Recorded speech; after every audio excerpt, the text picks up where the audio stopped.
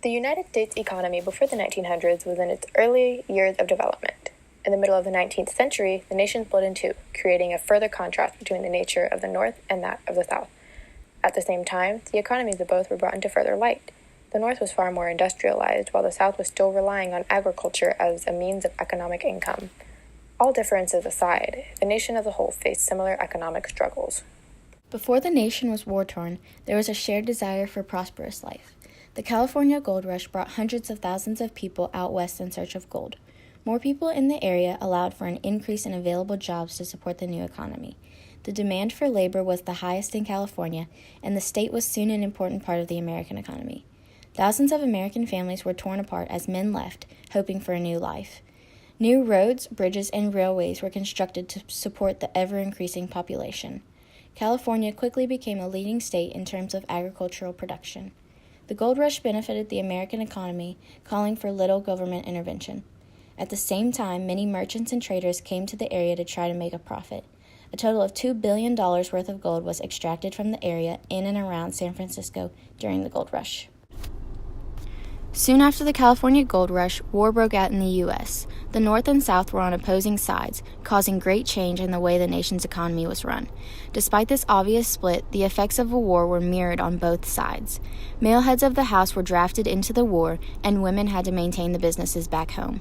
Southern states seceded, forming the Confederate States of America. Families were split between the Union and Confederacy. During the war, the North continued its rapid industrialization, and their abundant factories and railroads put the South at a great disadvantage. Northern industries such as weapons, manufacturing, railroads, iron production, and textile all grew as the war progressed.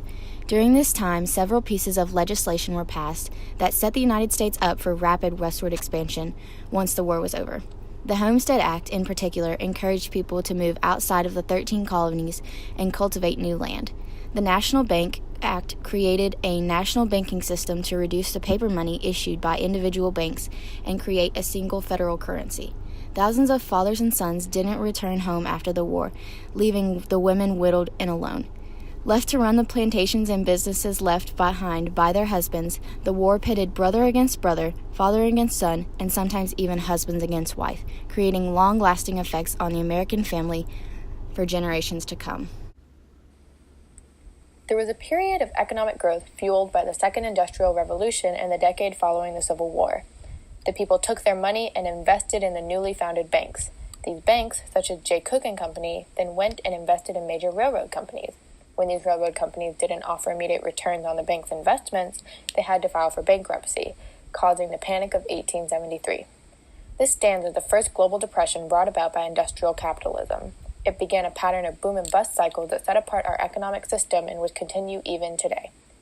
During this crisis, average wages decreased by nearly 25%, and the unemployment rate skyrocketed to nearly 15%. The current economic situation called for government intervention. President Grant requested that the government pay its debt in gold, but since this was not financially possible, Congress passed the nation's first income tax. The Senate put $400 million in greenbacks, or what we now know of as paper money, into circulation to aid in the efforts. By this point, it was almost too late. Many banks had closed their doors, and the people that had invested in these banks ended up losing everything they had, jobs and homes included. The worst effects were concentrated in the industrial sector, with unemployment, malnutrition, and homelessness. The overall economic productivity fell by over 24% during the decades following the panic. The Panic of 1893 followed and lasted until 1897. It was a serious economic depression in the United States that deeply affected all aspects of the American economy.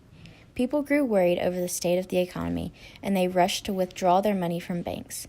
Stock prices declined, 500 banks closed, and 15,000 businesses failed. The unemployment rate reached new heights, with 35% in New York, 25% in Pennsylvania, and 43% in Michigan. Families faced starvation and took on new jobs in exchange for food.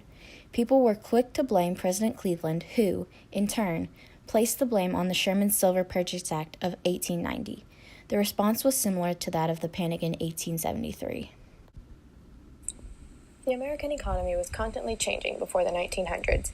A period of technological innovation in the late 19th century fueled rapid economic growth. The U.S. was ahead of Britain for first place in manufacturing output. improvements in transportation, and other